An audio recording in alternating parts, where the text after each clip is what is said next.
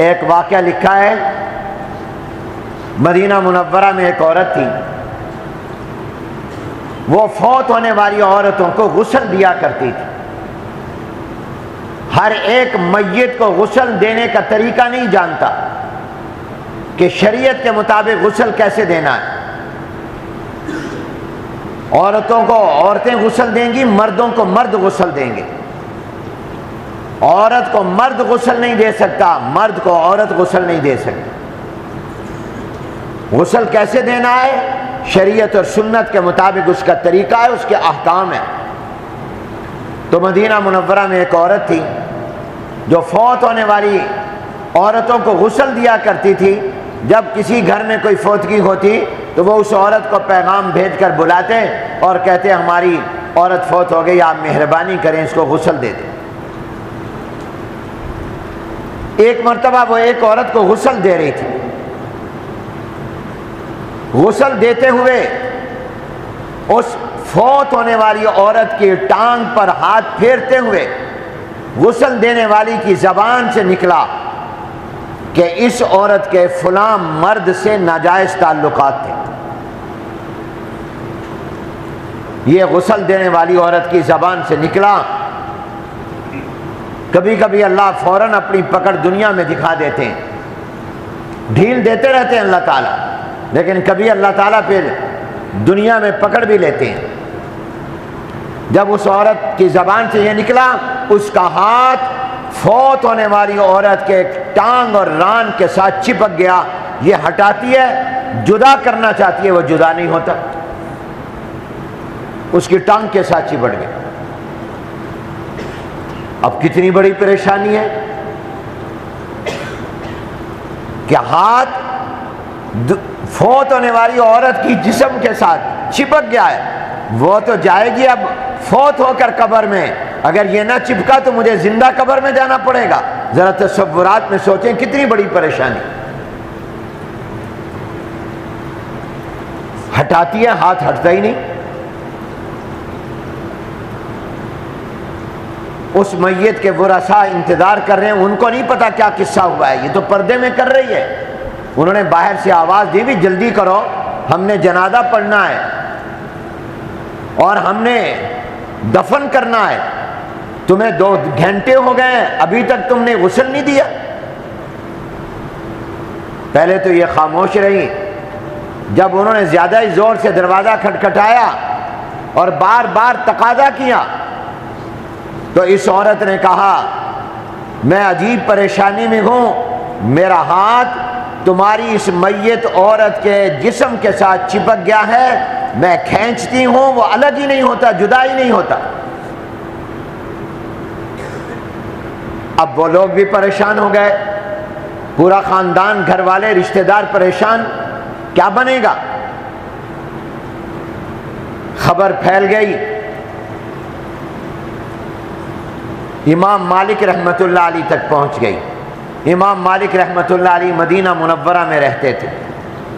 इमाम मालिक रहमतुल्लाह अलैह अपना वतन और अपना देश और मुल्क छोड़कर इस नीयत और इरादे से मदीना मुनव्वरा में आए हुए थे कि मेरी मौत मदीना पाक में आए, मुझे जन्नतुल बकी की मट्टी नसीब हो जाए। साहिब हिजरत है। हुजूर अकरम सल्लल्लाहु अलैहि वसल्लम के रोज़ा मुबारक के पास बैठकर हुजूर अलैहिस्सलाम की अहादीस पढ़ाया करते थे। साहिब फ़िक़्ह हैं। इमाम मालिक रहमतुल्लाह अलैह को पता चला कि ऐसा वाक़या हुआ कि एक औरत गुस्ल औरत को दे रही थी, फौत होने वाली औरत को, और उसका हाथ चिपक गया, जुदा नहीं होता। इमाम मालिक रहमतुल्लाह अलैह ने फरमाया, मुझे ले चलो, मैं वहाँ जाकर इसका नुस्खा और इसका इलाज बताता हूँ और कोशिश करता हूँ कि कोई ऐसा इलाज तजवीज़ करूँ जिससे इस औरत का गुस्ल देने वाली का हाथ मैयत औरत के जिस्म से अलग हो जाए। इमाम मालिक रहमतुल्लाह अलैह तशरीफ़ लाए, उनको लाया गया वहाँ। इमाम मालिक रहमतुल्लाह अलैह ने पर्दे में गुस्ल देने वाली औरत से पूछा, क्या तुमने इस औरत को गुस्ल देते वक्त में अपनी ज़बान से कुछ कहा था? तो उस औरत ने कहा, हाँ, मैं जब इनके जिस्म पर हाथ फेर रही थी, पानी को मल रही थी, तो मैं इनकी टांग पर जब हाथ इस मैयत के फेर रही थी तो मेरी ज़बान से ये निकला कि इस औरत के फलां मर्द से नाजायज़ ताल्लुकात थे। ये मेरी ज़बान से जुमला निकला था। इमाम मालिक रहमतुल्लाह अलैह ने फरमाया, तुम्हारे पास इसका कोई सबूत और गवाही है जो तुमने इस मैयत औरत पर इल्ज़ाम लगाया, जो तुमने इस पर तोहमत लगाई कि इसके फलां से नाजायज़ ताल्लुकात है, इसका कोई सबूत, कोई शहादत, कोई गवाही?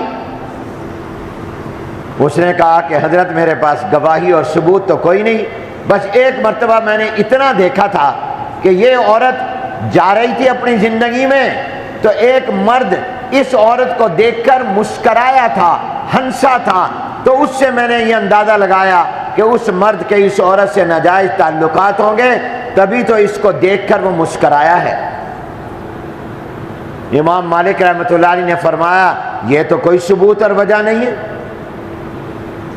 हो सकता है उसके मुस्कराने की वजह कोई और हो, वो किसी से बातें कर रहा हो, उसकी बात पर मुस्कराया हो और सामने नजर पड़ी हो, औरत जा रही हो, तुमने ये कैसे समझ लिया कि औरत के साथ उसके ताल्लुकात? इतना बड़ा इल्जाम लगा दिए तुमने अपनी जबान से ये जुमला निकाला, तोहमत लगाई बगैर सोचे। तो अब क्या हुआ? कहा मेरा हाथ इसके जिस्म से चिपक गया, जुदा नहीं होता। तो इमाम मालिक रहमतुल्लाह अलैह ने फरमाया, तूने इस औरत पर नाजायज़ तोहमत लगाई है, अब शरीयत का हुक्म है तुझे 80 कोड़े लगाए जाएं, तुझे 80 कोड़े लगाए जाएंगे, फिर तेरा हाथ इससे जुदा होगा, वरना नहीं हो सकता।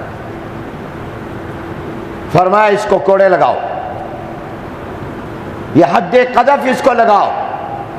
चुनांचे उस औरत को कोड़े लगाए गए, 1 2 3 4 5 70 71 72 75 76 77 78 79 तक उस औरत का हाथ जुदा नहीं हुआ। जब 80वां कोड़ा लगा, उसने अपना हाथ पीछे किया तो उसका हाथ अलग हो गया। पूरे 80 कोड़े लगे तो उसका हाथ जुदा हुआ। क्यों? इसलिए कि उसके जुर्म की सजा उसको मिल गई। आपने देखा कि किसी पर इल्जाम लगाना, किसी पर तोहमत लगाना कितना बड़ा जुर्म है, जो आज हमारी नजर में कोई गुनाह ही नहीं है। हम में से हर एक अपना जायजा ले कि हम रोजाना दूसरों पर कितने इल्जाम लगाते हैं, कितनी तोहमतें लगाते हैं।